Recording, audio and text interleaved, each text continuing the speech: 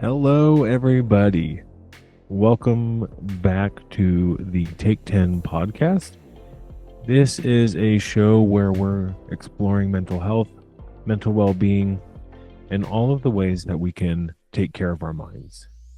I'm Ryan, I'm your host today, and I'm so glad that you're here. Last week we talked about anxiety disorders. We had Stephanie Eiler join us, and she was fantastic, sharing her experiences as she's worked through anxiety. We also talked a little bit about, at the end of the podcast, what the biggest challenge that you as the listeners face as it relates to anxiety, and we're split down the middle just a little bit. Some of us find the biggest challenge in seeking help, and some of us also are finding challenges as we support someone else. And I don't think that there's anything wrong with that. I like to use those polls as a way for us to better understand maybe where we can place some of our additional focus. And so maybe we talk more about how to seek help and how we can help somebody else as they're going through their journey. I'm hoping that you've all had a great week as we progress into this week's topic. And today we're talking about something it seems like it's everywhere these days, actually, and it's self-care.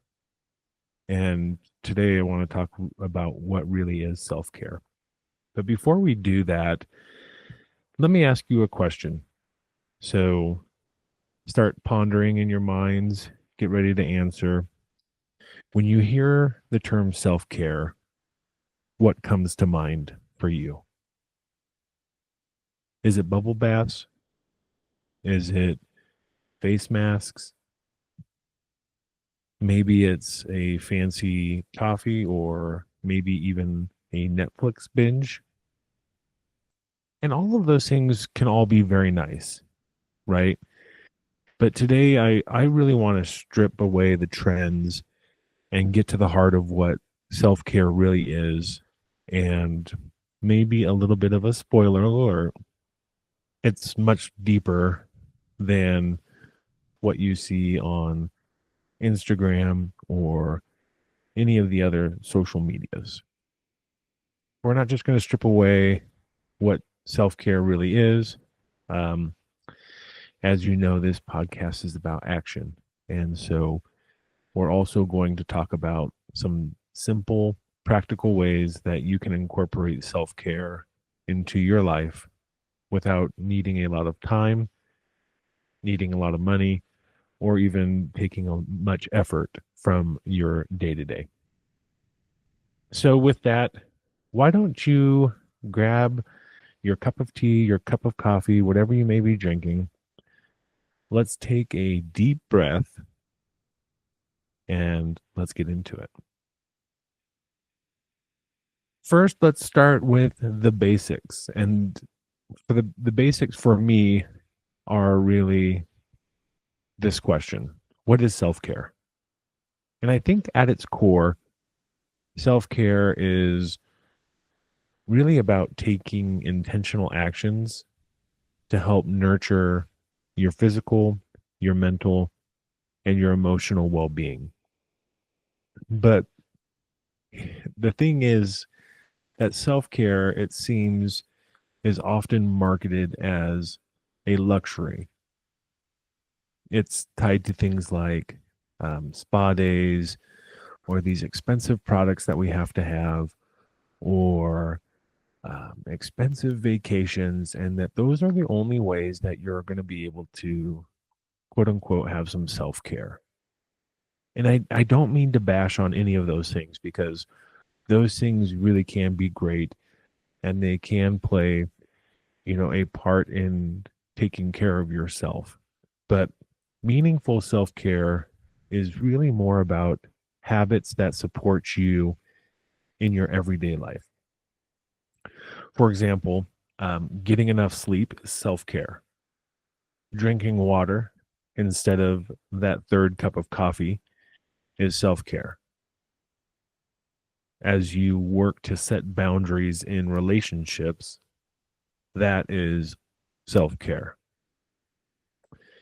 And the World Health Organization actually defines self care as the following. They say that self care is the ability of individuals to promote health, prevent disease, maintain health, and cope with illnesses or disability with or without the support of a healthcare provider. Take a moment to think about that definition. It's the ability of individuals to promote health, to prevent disease, and maintain health, and to cope with illness or disability. You can either do that with or without a healthcare provider. To me, that is a little bit empowering because it self care is something that we don't necessarily need the help of a professional in order to do. There may be times where a professional is needed, but you're able to take care of yourself by yourself. And it shows that self care isn't just indulgent, it's something that's practical and it's something that is necessary. The other thing that I want to highlight is that self care can really look different depending on your needs. And so let's break that down into some categories of the different types of self care. First, we have physical self care. And physical self care is really about taking care of your body so that it can function at its best. Physical self care can include everything from exercise and proper nutrition to rest and even body maintenance. When we neglect our physical well being, it can negatively affect our energy levels, our mood, and ultimately it can even impact our mental clarity. Some examples of good physical self care would include engaging in regular physical activity, whether that's a gym, um, doing some yoga, or even a daily walk. Physical self care could also mean prioritizing your sleep by creating a bedtime routine and maintaining a consistent sleep schedule. It could include eating nourishing meals that fuel your body rather than drain it. And I know this may be cliche and something that you hear all the time, but physical self-care can also include staying hydrated and taking breaks just to stretch throughout the day. Make sure you're drinking that water. The impacts of physical self-care can lead to just better overall health. It can lead to increased energy levels, and it can lead to an improved mood. When these things happen, it can help reduce stress and prevent burnout by keeping your body strong and resilient. In addition to physical self care, we also have or want to make sure that we're taking care of our emotional self care as well. Emotional self care means allowing yourself to acknowledge, express, and process your emotions in a healthy way. It's about understanding what you feel and then taking steps to manage those emotions effectively, whatever they may be. Some emotional self care might look like journaling your thoughts or your feelings as a way to process your emotions. It could be practicing self compassion by speaking to yourself with kindness rather than criticism. It could be seeking support from a therapist or a trusted friend when needed. And it could also look like setting boundaries and learning to say no with those things that may drain you. Prioritizing emotional self care helps build emotional resilience. It can reduce anxiety and stress, and it fosters a greater sense of self awareness and self acceptance. We also want to make sure that we're taking care of our mental self as well. Mental self care involves taking care of our mind, challenging negative thoughts when they come to us, reducing being overwhelmed, and engaging in activities that stimulate and relax your brain. Mental well being is just as important as physical health, which we've talked about previously. And taking small intentional and taking and maintaining small intentional habits can make a really big difference in our life. As we think about mental self care, as I was doing research, the one that stood out to me in this was challenging negative thoughts. How often are negative thoughts that come into our mind going unchallenged? We may just accept it as face value. But the next time a negative thought may come into your mind, I encourage you to challenge that, just like you would challenge something factual that you may not agree with. When that negative thought comes in, challenge it. Some examples of practicing mental self care could include um, practicing a mindfulness or meditation to stay present, which will help reduce stress. It could include engaging in activities that stimulate your mind. That could be anything from reading to learning a new skill or solving puzzles. This next one may sting a little bit for all of us, myself included, but mental self care may look like limiting screen time, especially on social media, to help reduce mental clutter. And it could also look like breaking down overwhelming tasks into smaller, manageable steps. When we take care of our mental self, it really helps us improve our focus, reduces stress, and enhances overall cognitive function. It also helps prevent burnout and supports a more positive mindset.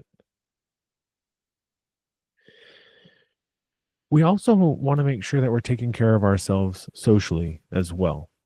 Whether you're introverted or extroverted, social self care is really about fostering relationships that bring you joy, support, and a sense of belonging. Human connection is really essential for our mental and emotional well being, and making time for meaningful interactions can really help strengthen these connections.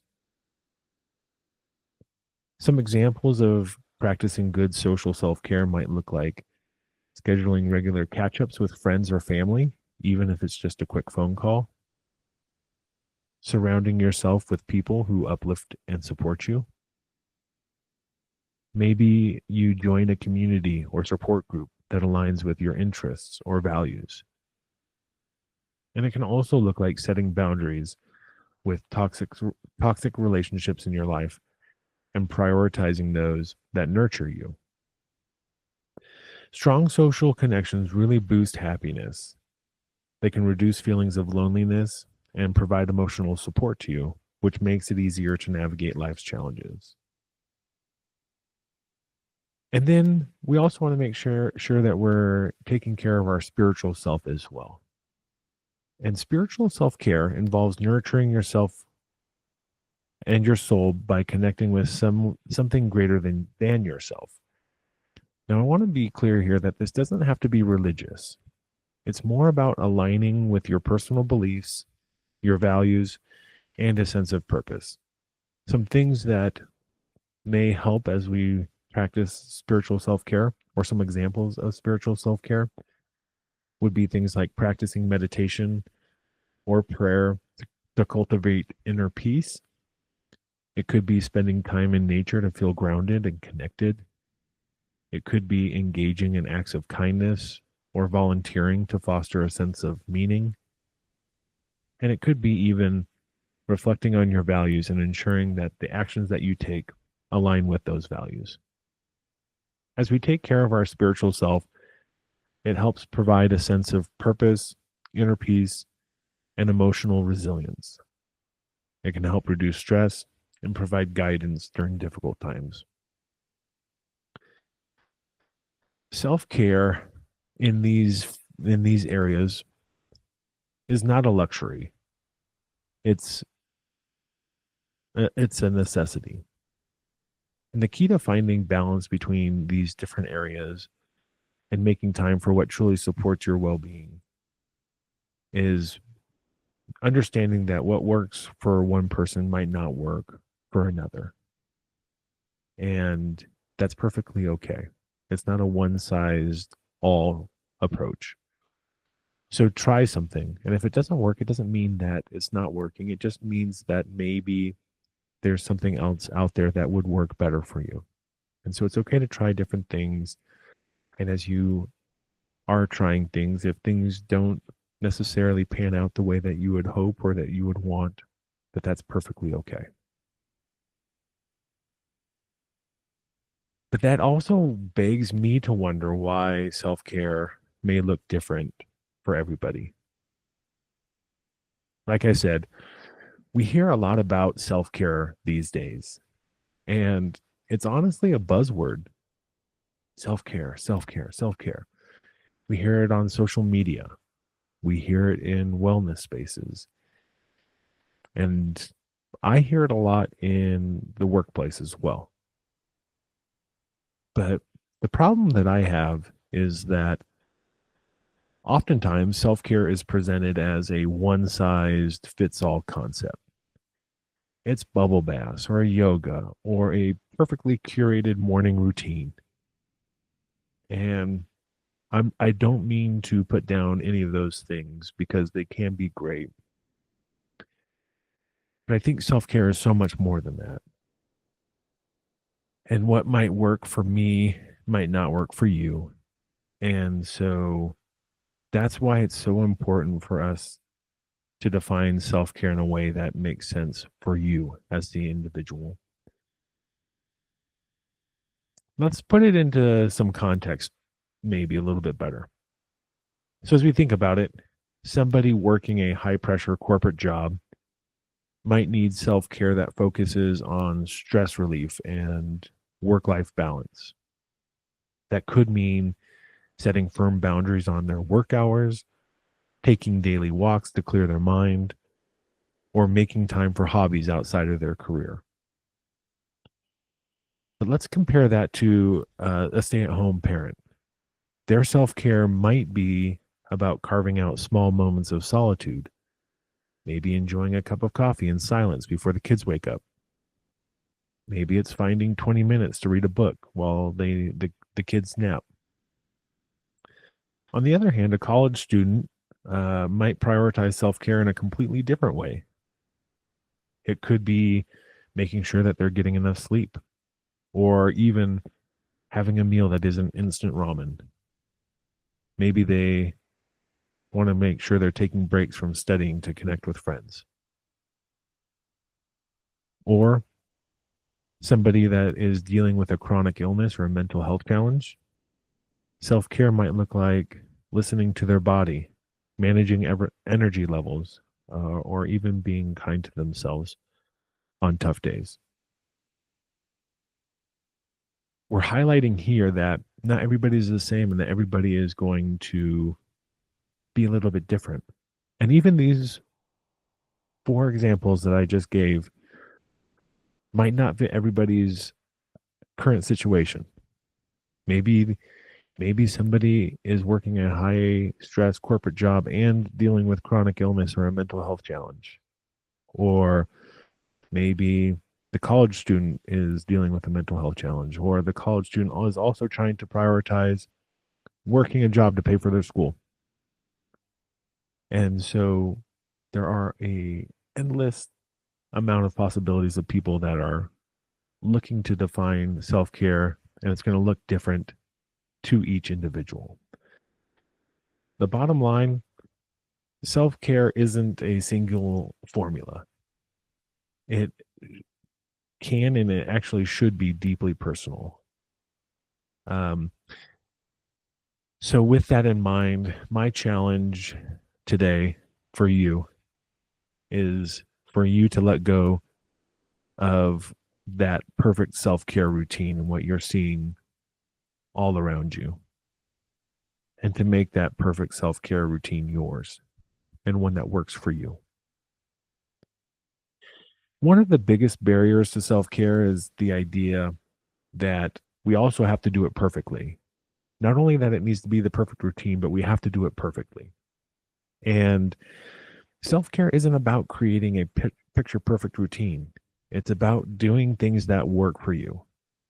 And that might look different even day to day. Some days, self care might mean a long workout and a nourishing meal. But other days, it might mean allowing yourself to rest and ordering takeout. Both of these are valid, and both of these can work for the same person. If we get caught up in what self-care should look like, I think we risk missing what we actually need. So instead of forcing ourselves into a version of self-care that doesn't fit your life, my life, everybody's life, take a step back and ask ourselves a question. What do I need today? And that leads us into this topic of how we can find our own self-care practice. So, if self-care looks different for everyone, how do you figure out what worked for you? I'd recommend start by noticing what makes you feel good, what helps you reset, what helps you recharge, and what helps you feel more like yourself. Maybe this is creative expression, maybe it's movement, and maybe it's just quiet reflection. But I also want you to remember that self care doesn't have to be elaborate and it doesn't have to be time consuming. It's not about spending hours on a wellness routine. It's really about small, meaningful actions that can help you show up as your best self. At the end of the day, self care isn't about what looks good on social media, it's about what feels good to you. That may change day to day, may change season to season, year to year, or person to person, and that's okay. So, for those of us that may not make self-care a daily practice, how can we make self-care part of our daily life? I'm hoping to talk about some simple, realistic ways to start. And number one is we're going to start small. I think many people feel overwhelmed by this idea of self-care because they think it requires major life changes. But really, small, consistent habits can be incredibly powerful. Instead of trying to adopt a whole new routine overnight, start with one tiny change and build from there. For example, maybe we start drinking a glass of water the first thing in the morning to help us rehydrate and wake up our body. Or maybe we take 3 deep breaths before checking our phone in the morning. Or we stretch for 30 seconds after getting out of bed. Taking these small actions makes it easier to sustain and create momentum for larger changes. Something as simple as hydrating in the morning improves our focus. It helps us improve our energy, and it even, will help with digestion. So over time, these small habits can build into a sustainable self-care routine. I think about this kind of like drinking water from a hose. For those of us that grew up drinking out of the front yard hose or the backyard hose or whatever, you come in from playing and you turn on the faucet and get a big drink of water from the hose, right? Pretty easy to do. But think about trying to drink from like a fire hose. That's pushing a lot more water out at a more forceful uh, rhythm than the typical garden hose. And while you're able to capture most of the water as you're drinking from a garden hose, you're missing a lot in that in trying to drink from a fire hose. And so I think of the garden hose as these small actions, and then we can add additional actions onto those that we've previously implemented, which makes it easier to sustain and get more water into our mouths. If that makes sense. I don't know. In my mind, this makes a lot of sense. If it's not coming across, either disregard or reach out, and we can talk about this a little bit further. So we're going to start small, and then the second, we are needing to identify what our non-negotiables are. Our non-negotiables are the self-care practices that you commit to no matter how busy life gets. These are activities that help you feel grounded. They are activities that help you feel well, even on stressful days. And so, an example of a non negotiable might be a 10-minute morning walk to help clear your mind and start the day with some basic movement. Maybe it's writing 3 things that you're grateful for each morning, or reading for 15 minutes before you go to bed to unwind. When we set self care as a priority, we really work to ensure that no matter how hectic life gets, you have something to support your mental and emotional well being. This helps prevent burnout and promotes balance in your daily routine. So identify your non negotiables, the thing that you're going to do every single day, no matter what. There's a book by his name's Admiral William McCraven, and I don't remember the exact title of the book, but it's like 10 things to make sure you have a great day or something like that. And step one in it was to make your bed. And this was made famous by a commencement speech that he gave at the University of Texas. And basically, he said you should start every single day by making your day. You should you should start the day by making your bed. And his point was that as you start the day, you're starting by doing something productive. And that can have a trickle down effect. And even if the day ends up going very poorly, at least you come home to a made bed. And that's kind of our non-negotiable in our self-care routine is what's that thing that no matter what happens, we can do this one thing that will not not necessarily make our day great if we had a bad day, but it can help improve that mood in the moment. Is it a 10-minute walk? Is it some mindfulness or yoga or meditation? Whatever it may be, identify those non-negotiables and make sure you do those every day. Number 3, it's important that we set boundaries. Boundaries are there to help protect our energy and our mental health. This could be like saying no to things that drain you. And as we do this, it allows us to say yes to what truly matters. For example, maybe we decline an extra work project if we're already feeling overwhelmed. Maybe it's muting notifications after a certain point of the evening to create a tech free evening. Maybe it's even declining social plans when you know that your body needs rest. As we set boundaries, it's going to reduce stress and it's going to prevent resentment from overextending ourselves. It can also help us maintain healthy relationships by fostering clear communication about what we need. Number 4, we're going to practice mindfulness.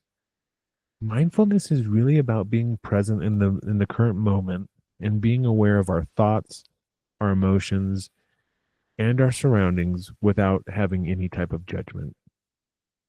Even a small mindfulness practice can have a big impact on our mental well-being. So what does mindfulness look like? It could be as small as taking 1 minute to focus on your breath before an important meeting.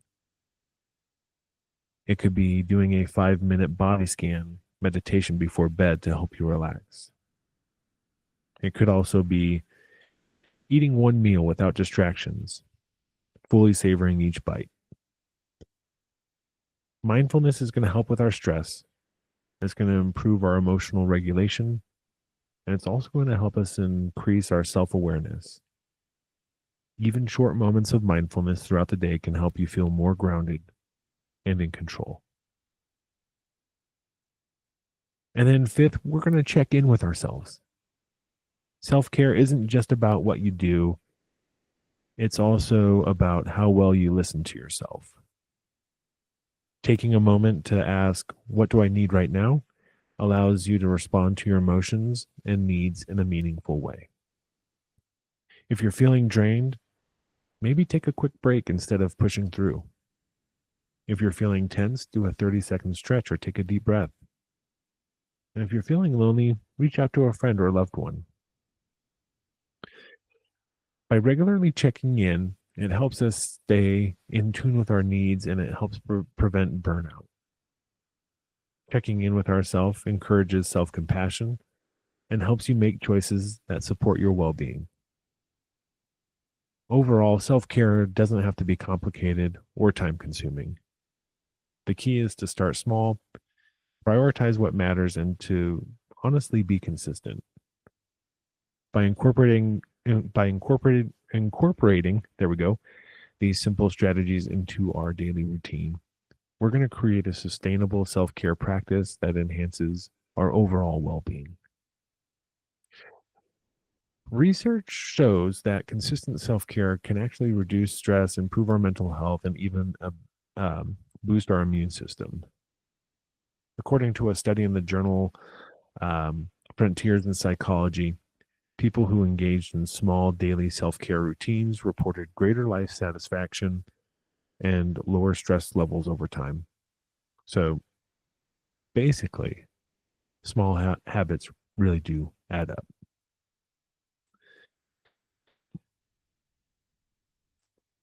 So, friends, that is a wrap on today's episode.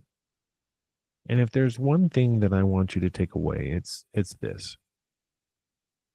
Self-care doesn't have to be complicated and it doesn't have to be expensive. It's really about creating habits that nurture your well-being and help you show up as your very best self. This week, here's my challenge. I want you to pick one small self-care habit to try. Maybe it's a few minutes of journaling. Maybe it's starting to drink water at the first moment you wake up. Maybe it's saying no to something that doesn't serve you. So think about that one item, what you're going to do to help you practice self care and do it every day. Think about what you need more of in your life, what that small habit you can do to build to help you feel your best. And then let me know your thoughts on how it goes. I'd love to hear what self-care looks like in your world and what practices helped you the most this week. I appreciate you joining this week and each week leading up to this. The fact that you are tuning in and wanting to either support yourself or somebody else says so much about you. And it is because of your willingness to learn and to support others that we will work to bring awareness to all things mental health and mental illness, and work to really break the stigma that is surrounding um, mental illnesses in our society right now. And hopefully that as you learn through these things too, you're also going to improve on your overall mental well-being as well, which is a nice benefit as well. But as we continue to learn more about these topics and of this subject, the more we can help others. And it starts with just being kind to yourself, giving yourself some grace, and then being kind to others. And as you're kind to yourself and as you're kind to others, a ripple effect begins. And over time, that kindness spreads and it reaches more people. And as it reaches more people, then this subject not only becomes more well known and people have a better understanding, but maybe we can also start to see changes that are needed relating to mental health. So I'd encourage you to keep learning, whatever that might look like for you. And as you go about your day and your week, and until the next time we meet, that you continue to choose to do, to be, and to inspire good in all that you do. Thank you so much again for being here. We'll see you next week. Good night.